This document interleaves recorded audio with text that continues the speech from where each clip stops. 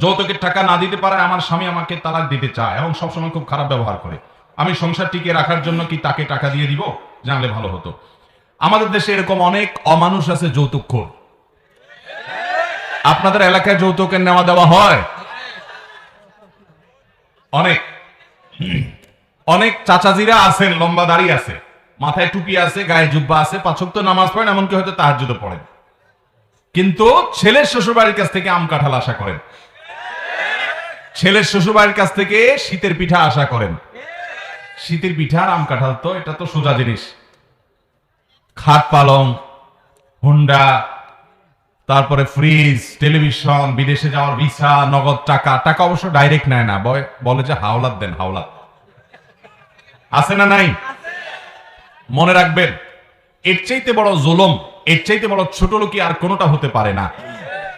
যুবক ভাইরা যারা এখনো বিয়ে শাদী করেন নাই, যৌতুক মুক্ত বিবাহ করবেন ইনশাআল্লাহ। নিয়ত করবেন তো ইনশাআল্লাহ?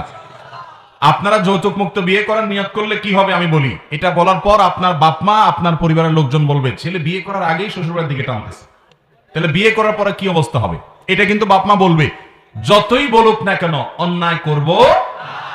আপনি আপনার মা বাবার প্রতি শ্রদ্ধার কোনো কমতি রাখবেন না। শ্বশুর শাশুড়িকে কখনো মা বাবার উপর অগ্রাধিকার দিবেন না, কিন্তু এর মানে এই নয় যে আপনি শ্বশুরবাড়ি থেকে মা বাবার নির্দেশে, তাদের ইন্ধনে, তাদের পরামর্শে তাদের থেকে যৌতুক খাবেন এবং জুলুম করবেন। আমি সবসময় বলার চেষ্টা করি, বিভিন্ন জায়গায় বলি, একজন মেয়েকে তার বাবা সেই ছোটবেলা থেকে তিল তিল তিল তিল করে বড় করে তোলে। কত টাকা পয়সা খরচ হয় তাকে শিক্ষিত করে, তাকে সুস্থ সবল রাখার জন্য ডাক্তার দেখানো, চিকিৎসা দেওয়ানো, তার ভরণ পোষণ দেওয়া, কত লক্ষ লক্ষ টাকা খরচ, অগণিত টাকা খরচ করে।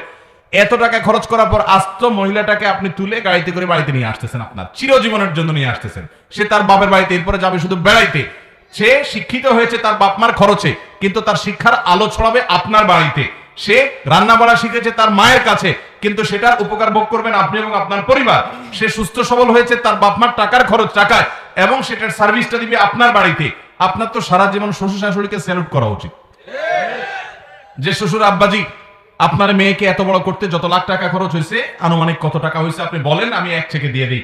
কারণ টাকা দিয়ে তো একটা মানুষ কেনা যায় না, এটা কেনা না, এটা হলো মিনিমাম। আমি আপনার প্রতি আমার যে কর্তব্য বোধ আছে সেই জায়গা থেকে আমি দিলাম। সেটা না করে উল্টা বরং শ্বশুর আব্বাজিকে বলেন, আব্বাজি মোটরসাইকেল আমার তো দরকার নেই, আপনার মেয়েকে নিয়ে তো ঘুরতে লাগে। টেলিভিশন তো আমার দেখার দরকার হয় না, আমি তো বাইরে বাইরে থাকি, আপনার মেয়েরই তো দেখা লাগে।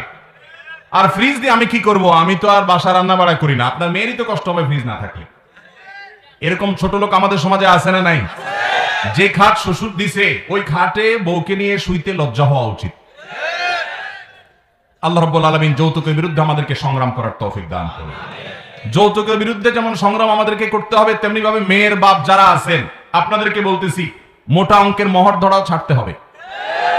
30 লাখ, 40 লাখ, 50 লাখ টাকা মোহর ধরেন, এই মোহরের বড় ফিগার আপনার মেয়েকে কখনো সুখী করতে পারে না। নবী করিম সাল্লাল্লাহু আলাইহি ওয়াসাল্লাম বলেছেন, নি'মাস সিদাকি আইসারহু, সবচেয়ে উত্তম মোহর হলো যে মোহরটা সহনীয় থাকে, পরিমাণে কম থাকে।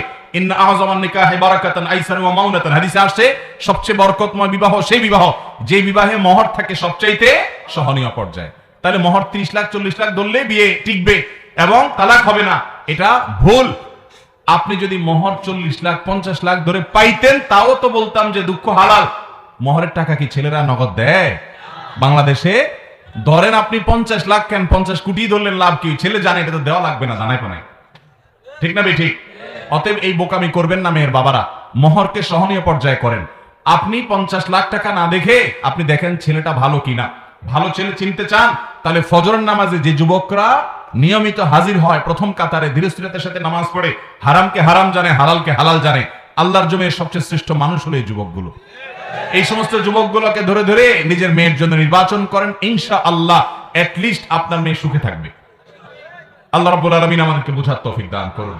অতএব এই যৌতুকের টাকা এটা যারা চায় তারা জুলুম করে। যে বোন প্রশ্ন করেছেন যে স্বামী যৌতুকের টাকার জন্য চাপ দেয়, খারাপ ব্যবহার করে, এই অমানুষ স্বামী, তারে যদি যৌতুকের টাকা আপনি দিতে বাধ্য হন সংসার টিকাবার জন্য, তাহলে আপনার জন্য এটা জায়েজ আছে, কারণ আপনি বাধ্য হইয়া দিছেন। এটা হলো কুকুর গেউ গেউ করে কামড়াতে আসে, সেজন্য একটা হাড্ডি তার দিকে মারে দিলেন তার খাওয়ার জন্য, নিজে না খায়া একটা গোশত একটা হাড্ডি তাকে মেরে দিলেন কুকুরকে থামাবার জন্য, তার গেউ গেউ থামানোর জন্য।